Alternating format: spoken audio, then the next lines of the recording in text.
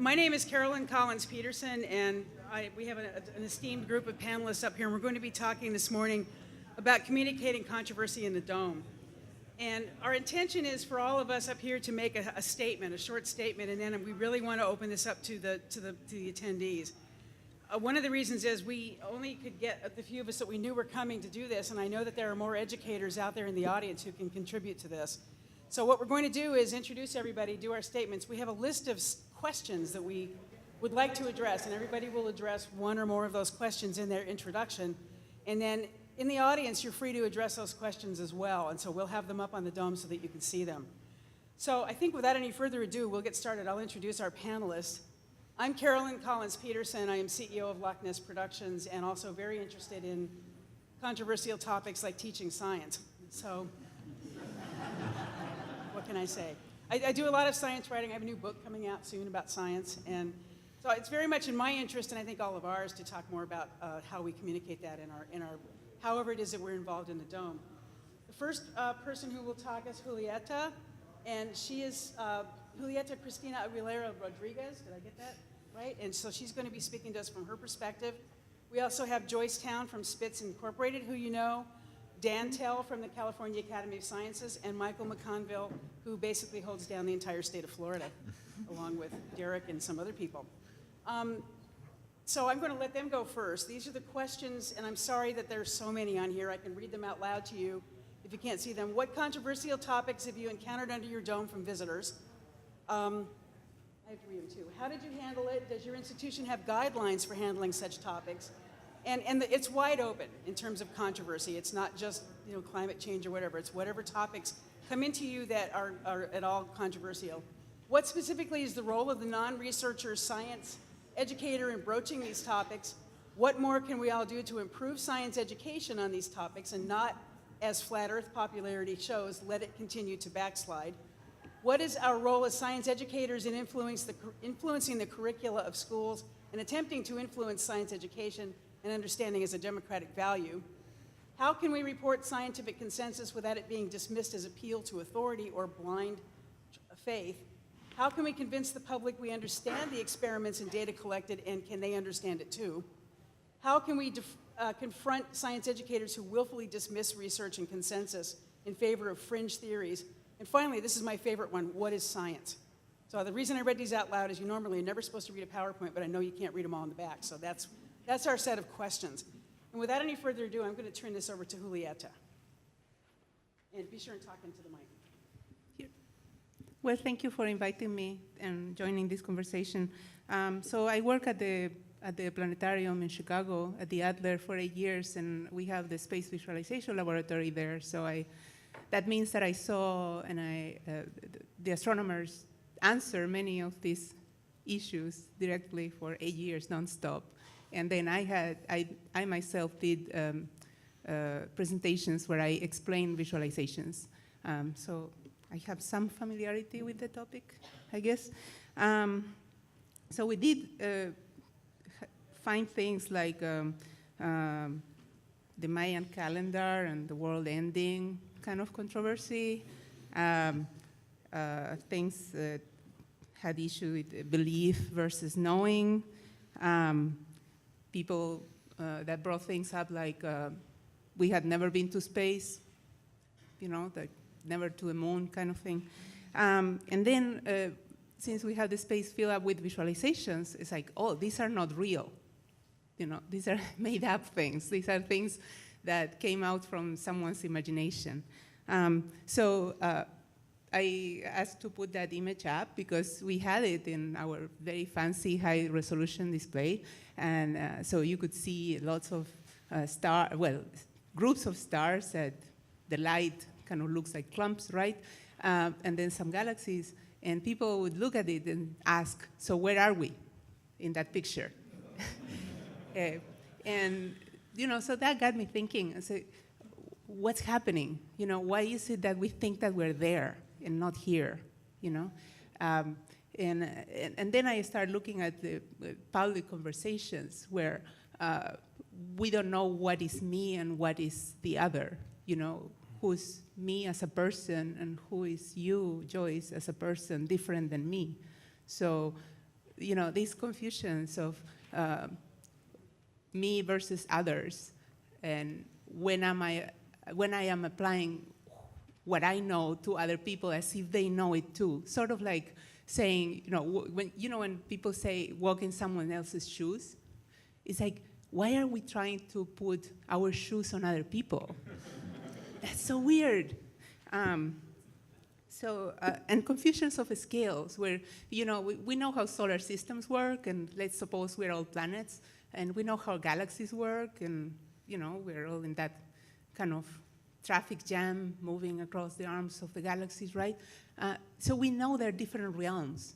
What concerns planets is a different thing than what concerns to galaxies in conversations, So we have public issues that concern us all, and we have personal issues that concern our private lives and our family lives, and somehow those things got shifted in public conversations sometimes. So I don't know if that's part of controversial, but just from coming up with the visualization, and I found that in dealing with questions that are controversial, to reframe as to where the controversy arises, rather than going after the controversy itself, So what is your experience that led you deal with that, or finding experiences that are familiar, that echo some quality of the universe in a way that we understand that there may be a parallel but not an exact replica.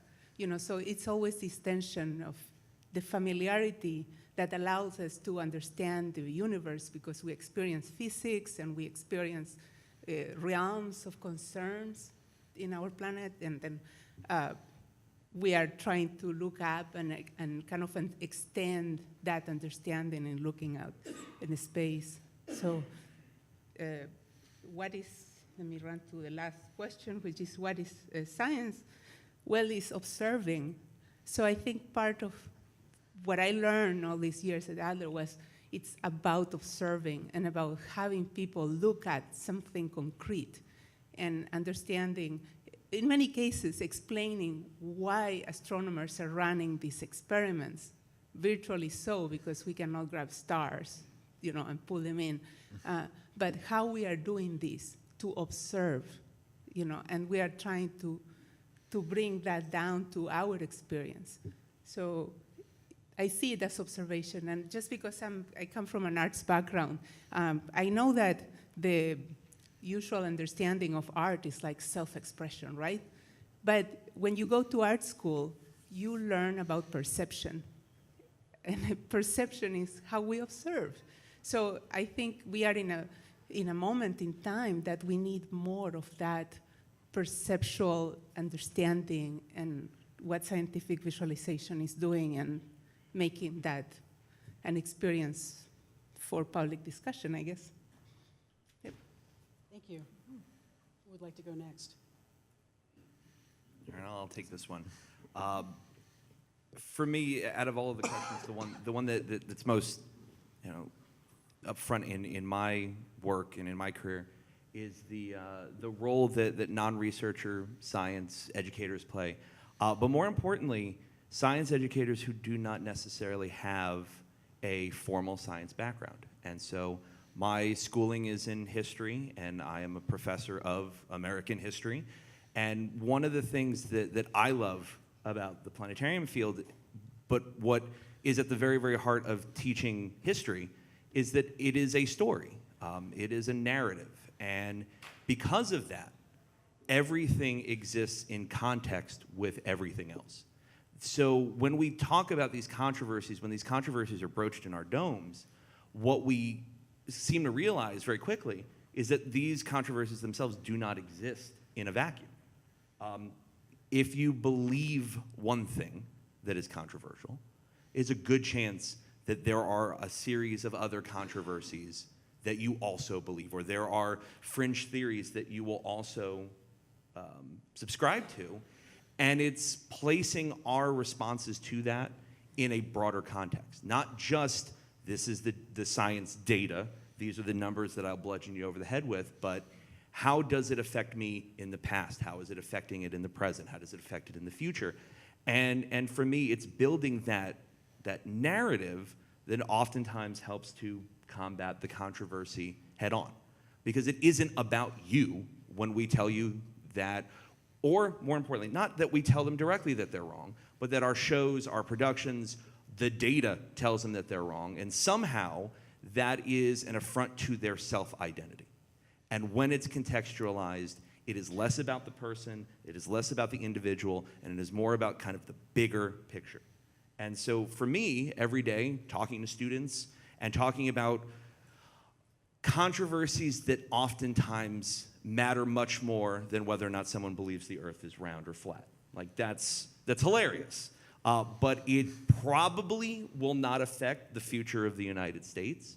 And when you see students and audience members alike who have deep-seated beliefs that seemingly exist in a vacuum, the moment we try to attack that single thing, the moment we're just trying to give them science, we lose the sight of the bigger picture. And so for me, it's, context is the key.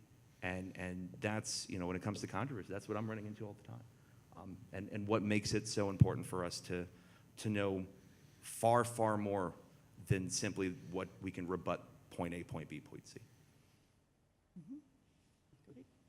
Should I go? Good morning, I'm Joyce Town. I've worked in planetariums and informal science since high school, and it's been a long time. When I was first starting working at a museum planetarium, when I was starting my career, it seemed like there was more agreement in science facts. It seemed like there was less controversy, and I don't know why that should be, because I think that science is an ongoing effort to understand our surroundings and the universe. But I'm not sure why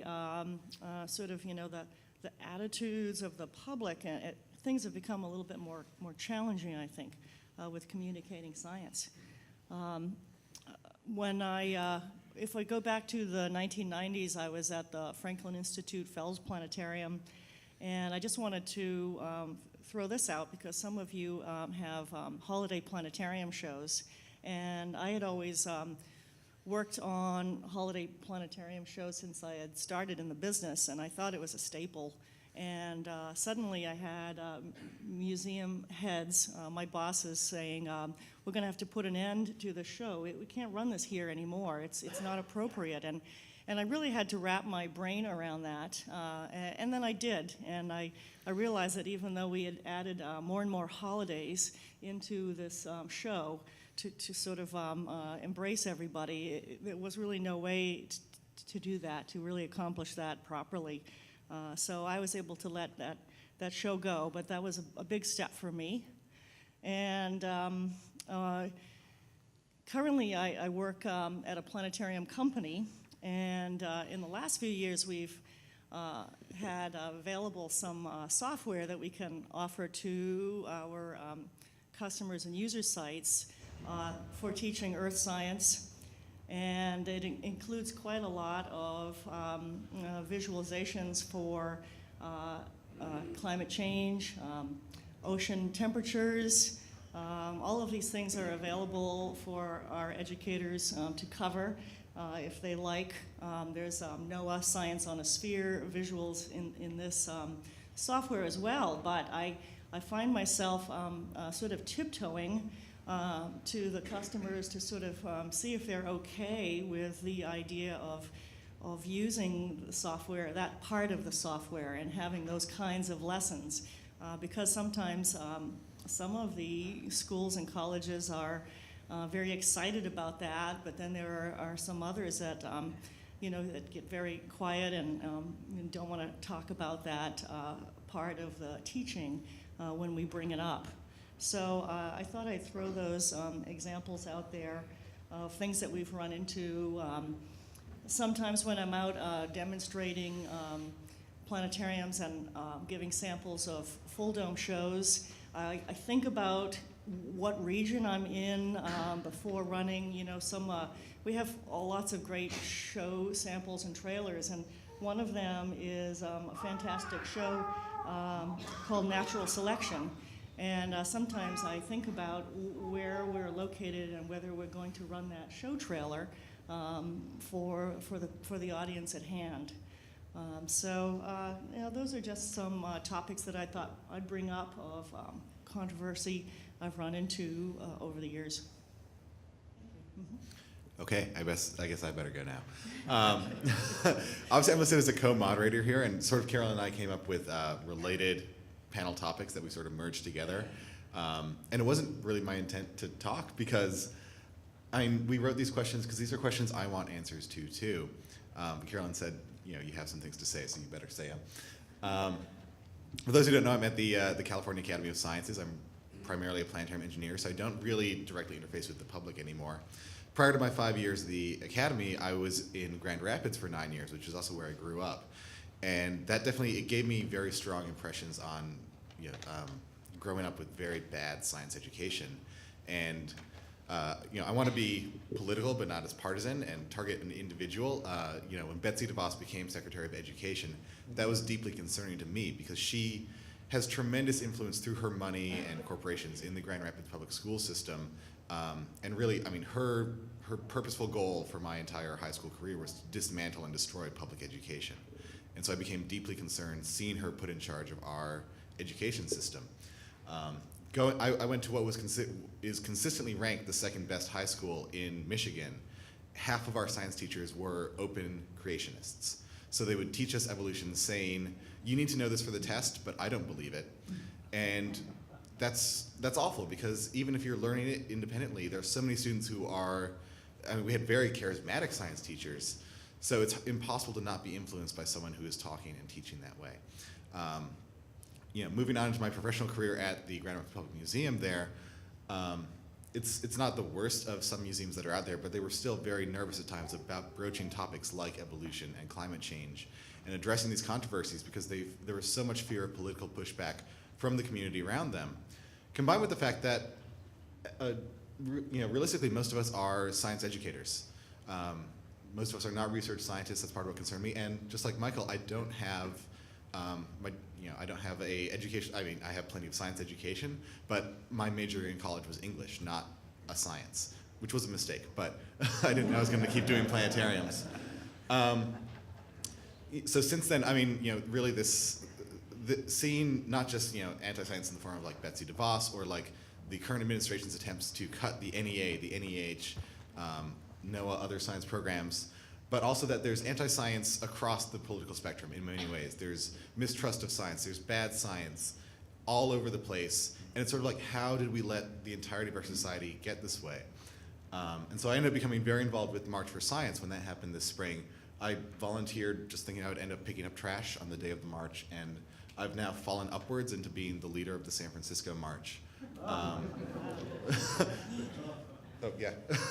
Right, I have the shirt to prove it. It's actually not my one that says lead organizer. But, and going through that process was also very interesting too, and seeing, you know, we had some discussions on Dome Dialogues, if you're on the Dome Dialogues Facebook group.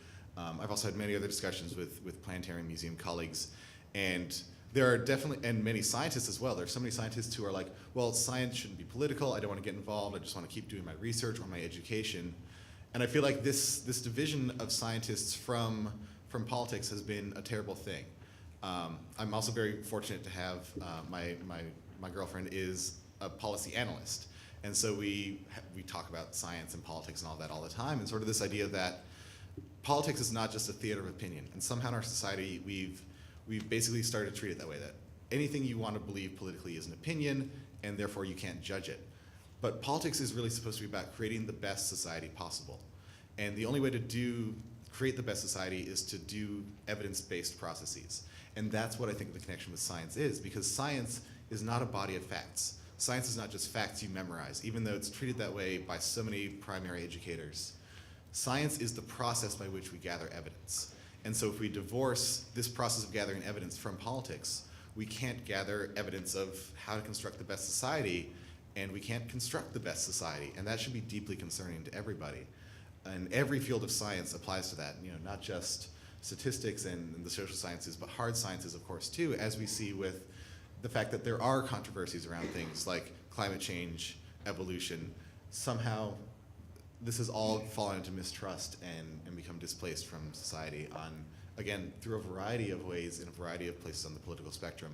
And that should be deeply concerning. So that's what really got me involved with that and got me involved in doing this workshop, and even knowing that there are many people in our community who do not believe in global warming and actively teach against it. And how do we face that challenge? And hopefully there's even some people in this room who might want to challenge us, and we can all try and understand where we're coming from with our own implicit biases and what we can all do to approach better science education together.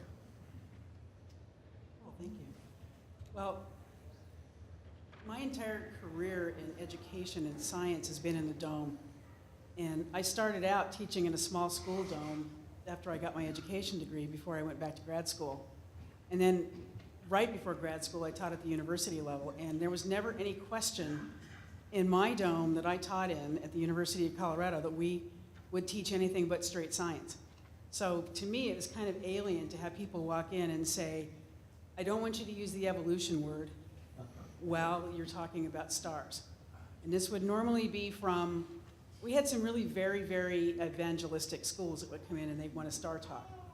And I'm fine. We would let anybody in. Your money is as good as everybody else's, pretty much thing. That's what the university said. And the goal of the university was to teach science, to teach the truth about what we know about science. And to me, I just always seemed like there was no subjective truth about astronomy. But then I would have these people come in from the faith Christian school and say, we can't use the word evolution. And you normally, as they're walking in the door, so I really didn't even have time to take them aside and say, well, here's how scientists talk about it. So I found a way to talk to them ahead of time, to make it a personal conversation with them, to say, this is the language of the science that I'm going to use. I'm warning you in advance, this is the language I'll use. If you want to prepare your students, you can do that, but this is how scientists speak. And not in a top-down, hands-on, I'm going to beat you over the head with it kind of idea, but this is what I want to share with you. So it was a one-on-one situation. And we can't always do that. Probably at Dan's facility, you've got thousands of people coming through every day. You don't have that conversation. Perhaps in the schools we do, and the high school facilities, certainly in the college facilities. That is one situation that shaped my view about how we look at controversy in the dome. Then in graduate school, of course, you're exposed to this huge cross-section of ideas. I studied astronomy and engineering and a number of other things. And you're exposed to these ideas, but it's still given to you as this objective, truth about science and how waveforms work and how electricity and magnetism works. And there's no question about this, except you have people in the world saying, well, gravity is something God created. Okay, I can't quantify that. I can quantify what it does on the planet. So you have to find these ways to talk to people. In 2008, I worked on a set of exhibits for the California Academy of Sciences about climate change. And we had all, I think, grown up, those of us of a certain age, knowing about climate change coming. And I think that experience where I basically got a pile of PDFs to read over a 2-month period to then turn into a set of exhibits for you guys really formed my opinion that there's a lot of science out here we just don't know about, and it's not something everybody does know about from their everyday life. And that our job in the dome and our science centers and that is to teach that. So whatever we teach in the dome, we need to do our best ability to do that. And I've sort of become something of a climate change, very interested in that. Joyce and I and Francine Jackson were at a climate change reality workshop in March of this year with Al Gore and learned a lot from that as well about how to talk to the public about it. Because it's one thing to say, here's this curve and here's this data and here's this and here's that. People's eyes glaze over. And so you have to relate it to them in a personal way. And for me, it came home when I saw pictures that Al Gore was showing of floods and fires in my own neighborhood. And if I hadn't been told that that was my neighborhood, I would have thought it was a monsoon in India or someplace where those people were experiencing climate change, not me in my neighborhood. When it becomes personal, as with the conversation I had with the evangelical teachers, then suddenly there's an opportunity for education. But it's tough to get there because I have my own personal political beliefs, everybody does. You have to get past that to some sort of common ground. So I don't teach in the dome anymore except when I give star talks various places. But I do understand that there are challenges that every one of us faces in terms of talking to the public about science and its objectivity and that sort of thing, the facts that we know about our planet. And it does disturb me, as Dan has pointed out, about how our political system is being manipulated as sort of into an anti-science kind of thing. It just like is like history repeating itself in a way where, you know, science is going away and it's not to be trusted. Yet we all routinely will turn ourselves to our doctors and say, I need this x-ray, I need this thing, and we don't question that, usually. You know, but we'll question, well, I mean, but you'll question climate change, or you'll question whether evolution really exists, or if gravity exists, or is Nibiru gonna come and hit the planet, you know, this sort of thing. So those are all good questions to ask. I tell people there's no stupid question. What's gonna be stupid is if you don't listen to the answer. And if you're asking me the question, or you're asking them the question, or your planetarium dome, or your doctor, listen to what they have to say. They're giving you something from their experience, and it's a me to you gift kind of thing. So I think with that, what I want to do is ask, are there any elementary or secondary school teachers in here that would like to talk to us a little bit about what your experiences are with teaching these things? Anybody? No? Well, then let's turn it over to discussion in the audience. You're free to use any of these questions as a discussion point or a question.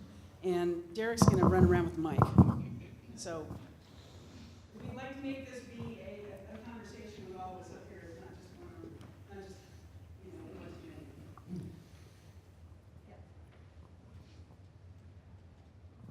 committee. Yeah. I just referring to I think it was in the Wall Street Journal a couple days ago. There was a really interesting article about a little bit about the backlash against science.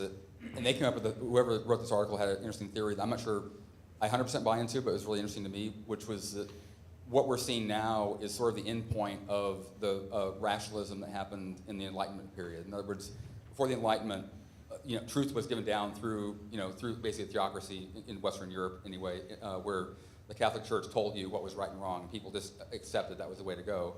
But then the Enlightenment said, hey, rationalism says everybody's able to observe the universe around them and come to their own conclusions. And as long as that's directed towards a process where there's a, you know, if you go through this process, you come to the same conclusion, it seems to be a good thing. But now, with the internet, it's allowed everybody the ability to be their own scientists and interpret facts through whatever filters they want. And because there's this breakdown of appreciation of authority, I'm sure it happens in schools as well as museums. We're kind of at this point where everybody becomes their own scientist. There's no common framework. But I do think that there is a uniqueness to everybody around the room here, which is we are places where people do still come. People aren't just staying in their homes doing everything on the internet. They are coming through our doors.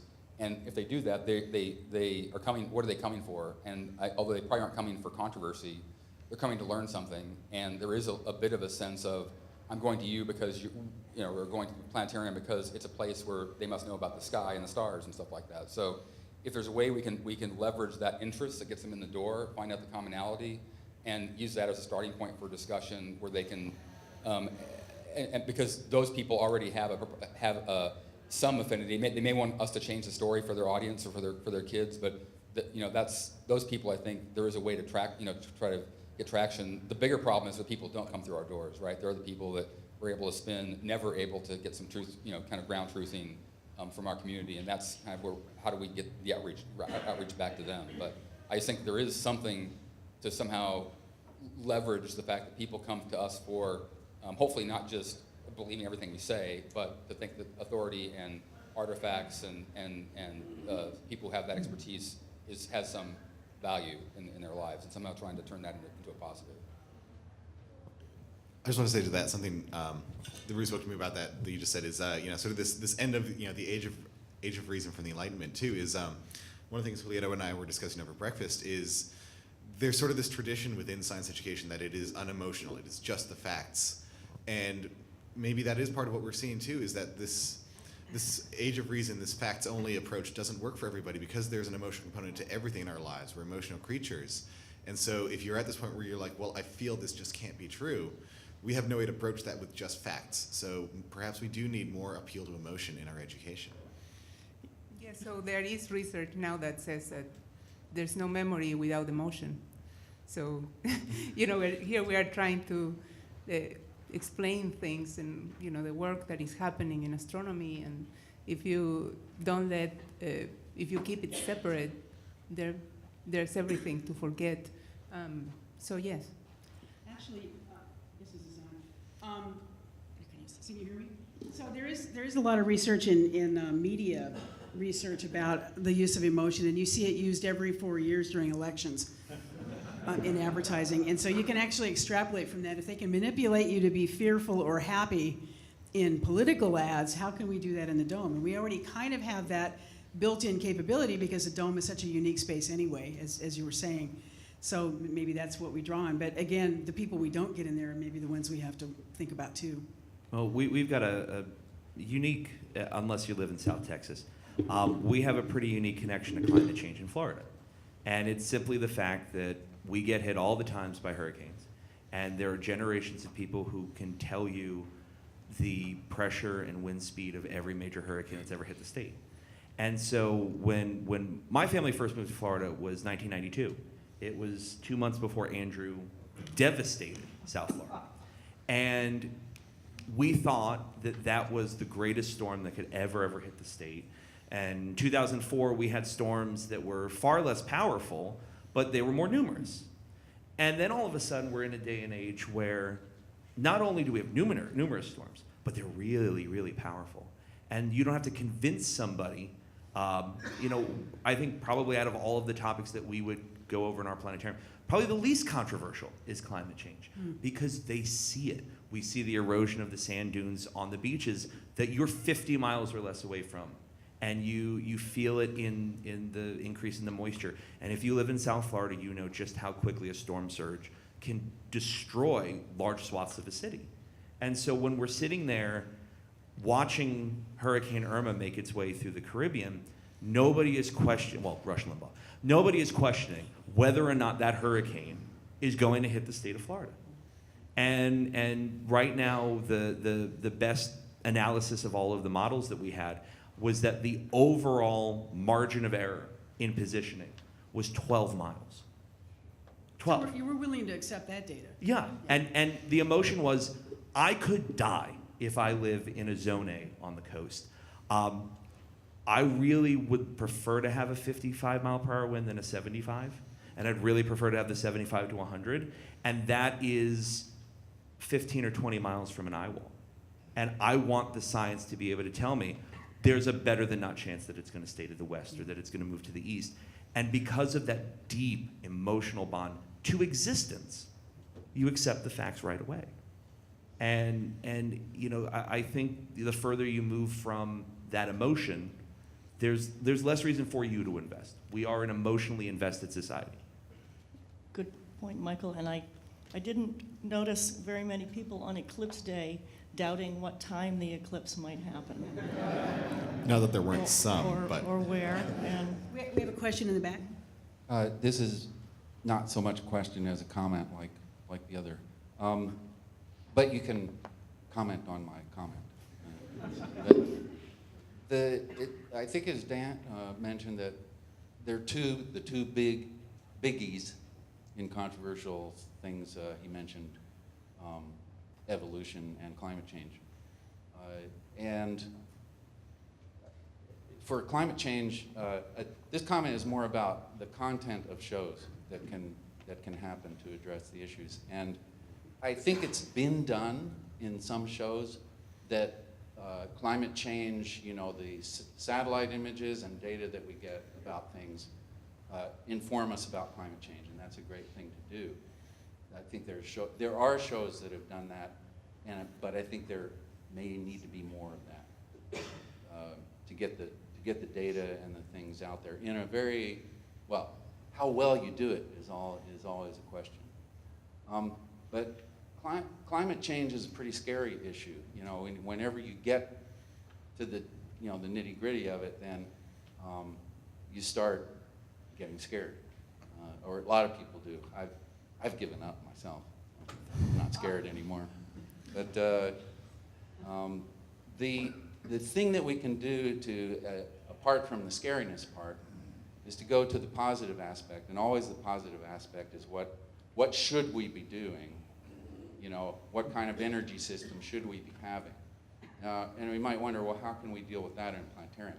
Well, it's solar energy is obvious, and wind, there are Earth systems issues there, and how you do solar energy is something. I think that's also been done in some, I don't know if that's been done in Planetarium shows. But even if it has been done, it maybe should be done more of, what sun angles are, how does solar energy work? What factors affect the wind in different localities? These are things that are ripe for Planetarium. If I could add a quick comment to that, on the comment of, maybe we need more shows that have this climate change data in them. We do a lot of that at the California Academy of Sciences, but I think one of the programs we do that I think has been most impactful is a monthly program we do called Academy Update, where we're an active research institution mostly focused on life sciences and biology, and we'll work with one of our biologists to produce a half-hour planetarium show where they talk about their research, we bring up data sets and talk about the Earth. I think one of the stunning things about that program is there's no biologist whose research has not been affected by climate change, especially with our older ones who've been doing this for 40 years.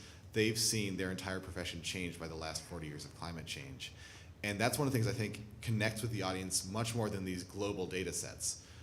Because the global context, and this may be one of the things that planetariums are best at and we need to keep improving at, is bringing people from the personal to the global context.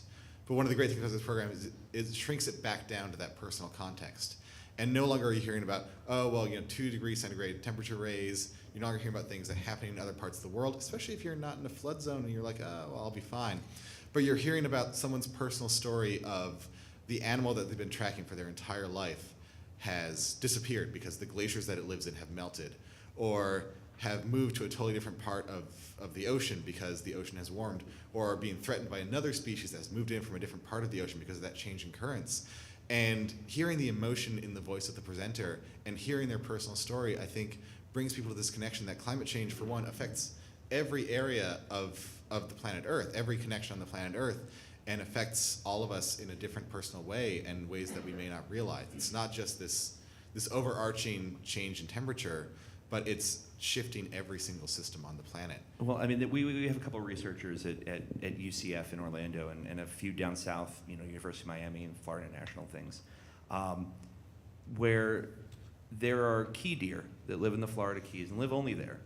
And we are exceptionally worried that Hurricane Irma may have destroyed the breeding ability of that population.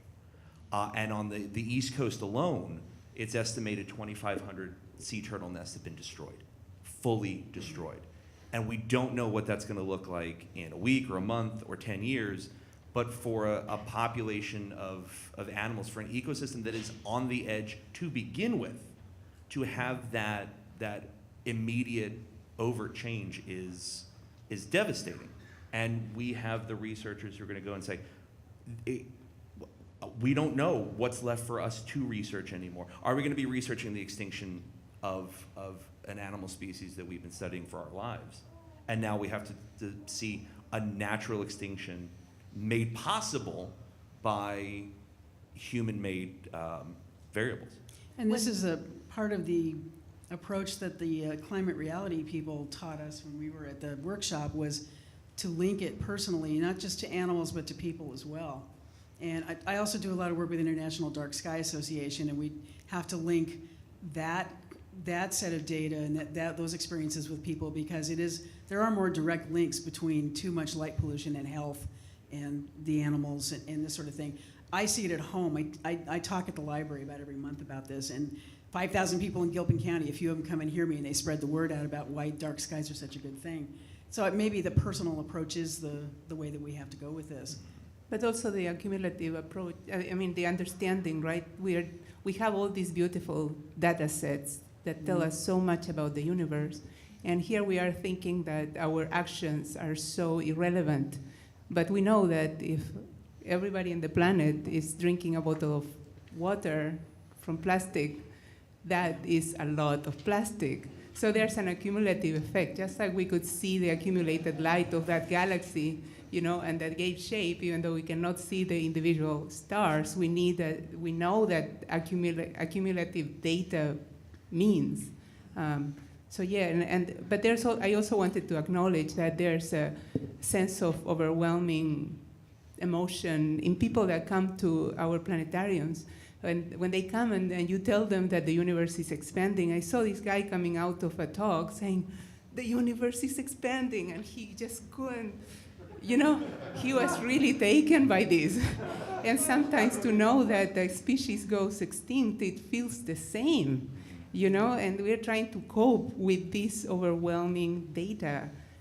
So there's a lot of fear driving the safety nets of the really weird explanations. That's something that I think may be our next big step in the field, is that yes, we're at the point now where we have access to data that we've never ever had before. The democratization of data is one of the greatest things the internet has ever given us. But what we do not have, and and this will depend on small institutions and the biggest, top 5 city institutions, is what we need now is sort of this shared analysis and processing. Not everybody can go sit and do a literature review. Most of us don't have the time for that. But to have a field where we're saying climate change data is incredibly important. But what we need are teams of people who can effectively go in, drill down, and analyze what that data is supposed to mean for us, and to share that. And then, Mark, there you go. I think you were leading into what you thought I was going to ask about. Anyway, I just want to make one recommendation and then open up something to questions. So anyway, if you don't know me, I'm Mark Subarow from the Other Planetarium. I'm also president-elect of the International Planetarium Society, and that's really the context I think I'd like to talk to you. So I've been going around recommending to everybody to read this report from the National Academies of Science, Engineering, and Medicine. It's called Communicating Science Effectively. And it goes into all these issues about why this is really hard. It doesn't have great solutions, but it lets you know what all the problems are. So I guess the real point is what can we as a community do? And this is not just the planetarium community.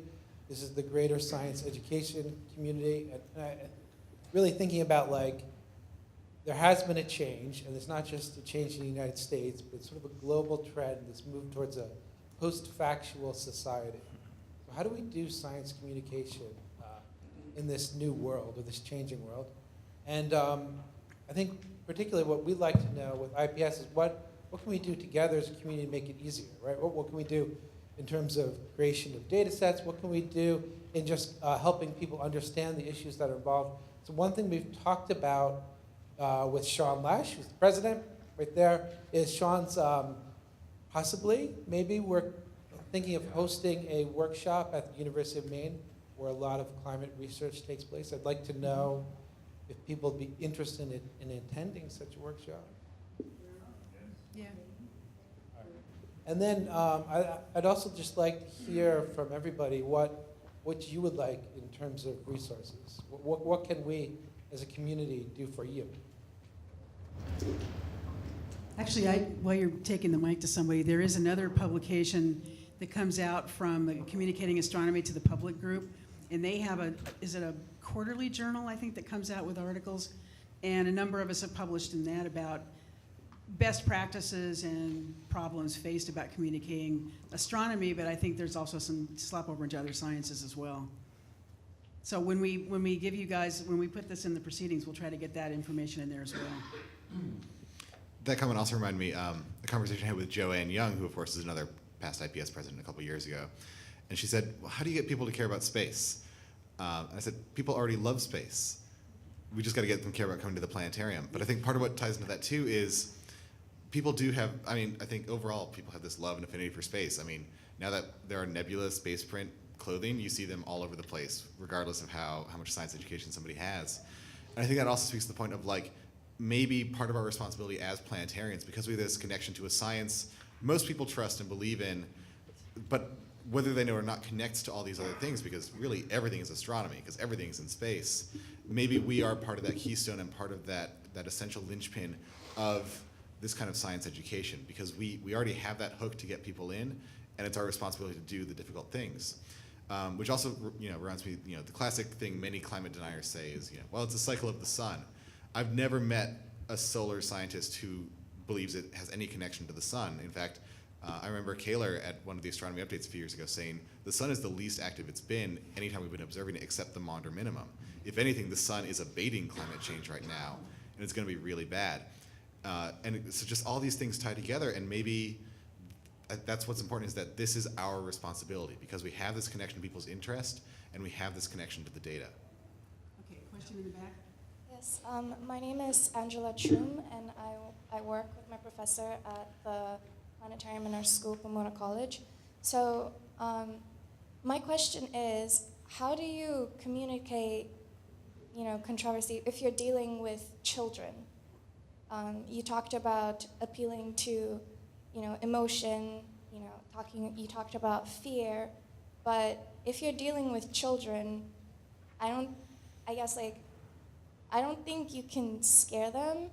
Well, you can't scare them because they're children, and I guess their minds do work differently from humans. So if you're dealing with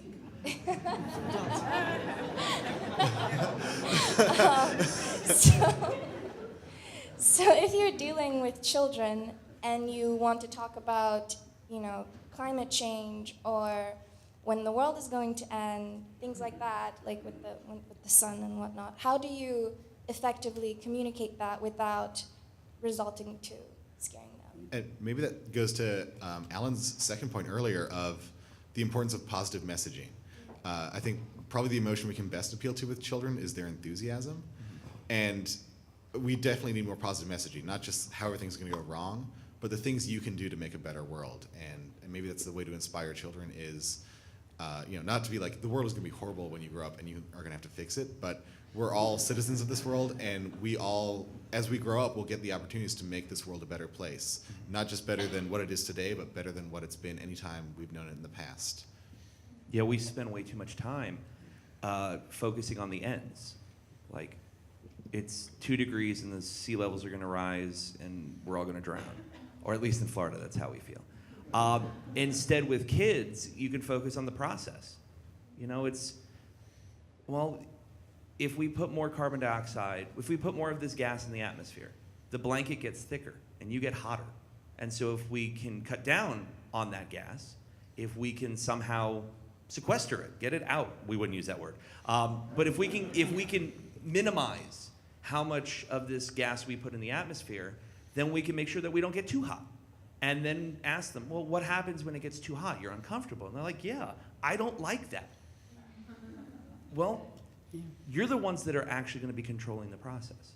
And so for me, it's always been, kids want something to do. They don't want to be told what's going to be done.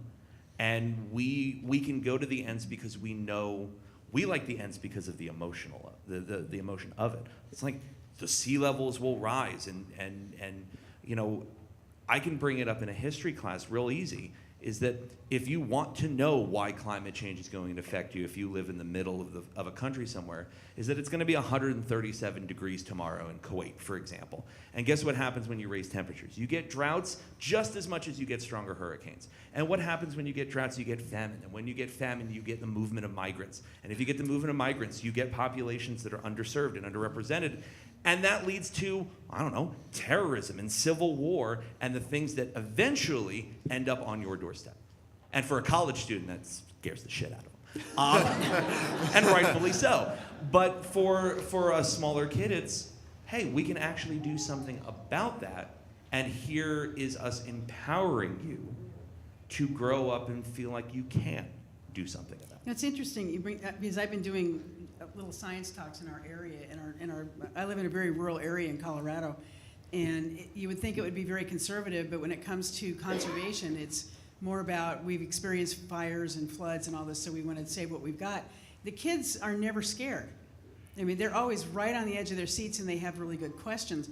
And when I was a teacher, because I did teach for a while right after I got out of college, I thought they were fearless, actually. They're kind of like little kittens. They're fearless. They'll just believe in anything. And you tell them things. It's like when you teach them how to ski. Little kids don't have as far to fall, so they'll do whatever they want on the slope. But as adults, like, oh my God, I'm going to fall and break my butt. You know, it's just a different feeling. I think the fear and the attitudes come later. And so connecting with them with giving them a problem to solve was probably what I always found to be the best way to do it. But there were about 20 kids in the climate workshop. They had a children's section of it, and some of them were 9 years old, and they were little powerhouses of looking up information and being able to talk about it. So I have great hope for the future on that. I just hope we don't screw it up with them. We have another question back here. Yeah. Yes, one of the things that I'm noticing is the issue of time, like astronomical and geological time, and providing the evidence to my students when they challenge and say, well, it's 10,000 or 6,000 years old, and I say, well, no, here's why. So that's one of my big issues, is getting across the idea of geological time or astronomical time. Yeah. Okay, I think we have time for a couple more questions. Yeah, right here in the front. My name is Dave Hostetter, and one of the things that causes a problem with this for me is that I'm a civil servant as the planetarium curator, and so as such I'm forbidden to talk about politics in public. And since most of these things are heavily politicized, does anybody have any suggestions on how to handle that type of a problem? I mean, there are some things I just really shouldn't talk about, but I need to. Anybody in the audience want to advise him? Well, in the meantime, someone over there wants. Okay, all right. I was just gonna say that one thing that I know it's a hard thing to do, but recapture the meaning of the word politics, which is the different groups of people talking to each other, because it's needed. I'm sorry, I can't stand up. I'm Renee. Hi, I'm in the back from Peoria. About the idea of, you can't talk about some things because they're political. I think I get asked a lot, I don't know why I get asked a lot about my religious views. I think I have like a friendly face and dimples, and so people come up to me and they're like, after a planetarium show, and they're like, what is your faith? Do you believe in God? And I'm like, would you ask anybody else that? Like, you don't know. So people ask me that a lot, and I work for a public museum, and, I don't want to talk about that. Like, we're not going to be promoting any faith over another. So I would say that is a similar question to, the political ideas of, which shouldn't be political, of climate change and that sort of thing. So I always just say, well, I am a science educator, and so I'm going to talk about and teach the scientific understanding of this. So I realize that there are many ways of interpreting the world, and everyone has their own way of figuring out what makes sense to them, but I'm going to tell you the scientific understanding of this topic. So that might be able to help you with controversial topics as well. Hey, thanks for that, Renee. I want to speak to that directly. Actually, we can take a few more. We started late. So. Excellent. All right. I want to speak to that directly. I am a person of faith, but my faith is not defined by my identity is not my faith. It is part of who I am, but I get asked that after a show in which I don't believe in science. I don't believe that the universe is 13.8 billion plus or minus however many years. I know it. That's it. And for me, it has been one of the greatest ways that I've ever gotten through to decidedly conservative audiences is when somebody comes up after a show and asks me, do you believe in God? And they're expecting no, they're expecting me to be militant. And when you say yes, their face completely changes. Because now it isn't a matter of, well, you've attacked my identity. Now they have this cognitive dissonance of, well, he is one of us, but why is he saying these things? And they either go, well, then I'm going to have to think about it a little bit more, which is often the times what I'm really, really hopeful they're going to say. Or they ask the great question of, well, why do you believe that? And all of a sudden, it's not. Science is not a matter of faith. It is something that I can see. It is empirical. I can touch it. I can taste it. I can see it. I can measure it. if you believe that a creator created the universe, then by default you must believe that every law in that universe is infallible. And so if gravity works the way that Newton and Einstein says that it does, and that we've tested it over and over again, you must accept that. And it becomes an opportunity for them to, where they have to, they won't do it with me, but I assume that they go back and they have to deal with that. It's probably not a good idea for me to try to get people into existential crises, but I don't want them to question me, I want them to question themselves. And it's become, it's something that I would not, of course, put out there. But if asked, I'm going to tell them the truth because it's my duty as a scientist, as an educator, to do that.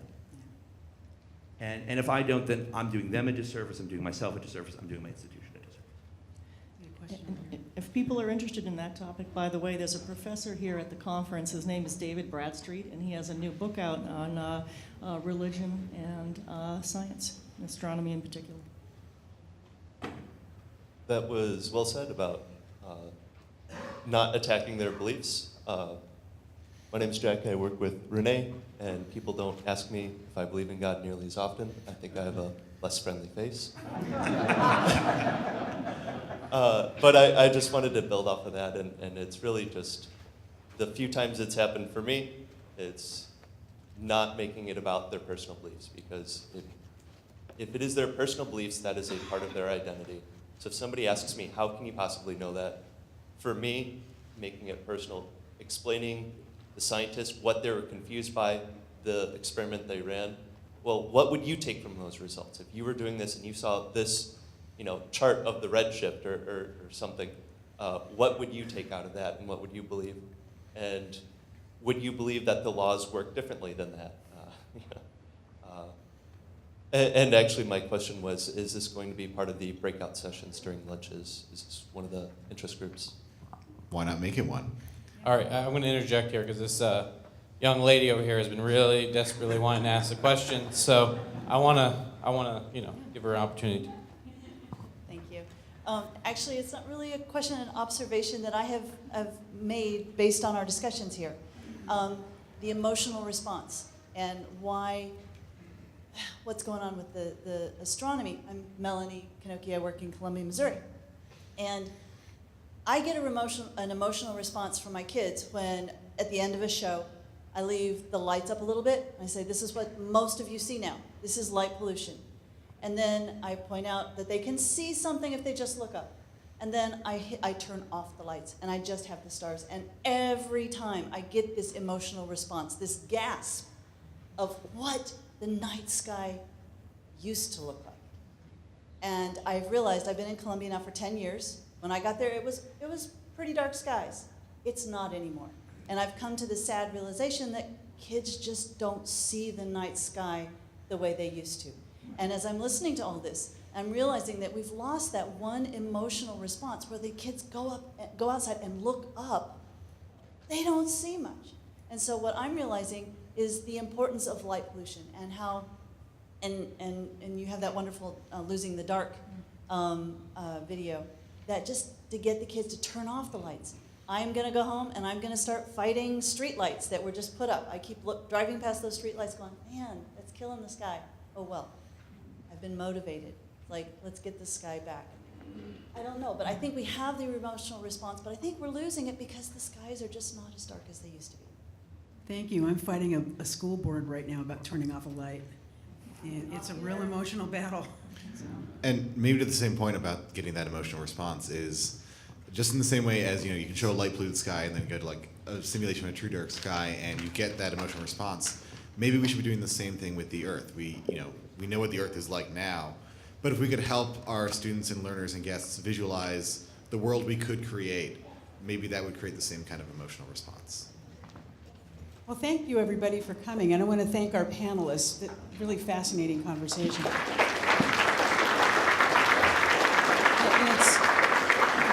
It's also been great to interact with you guys in email about this because everybody had a lot of questions that we wanted to cover. So continue the conversation, and thank you.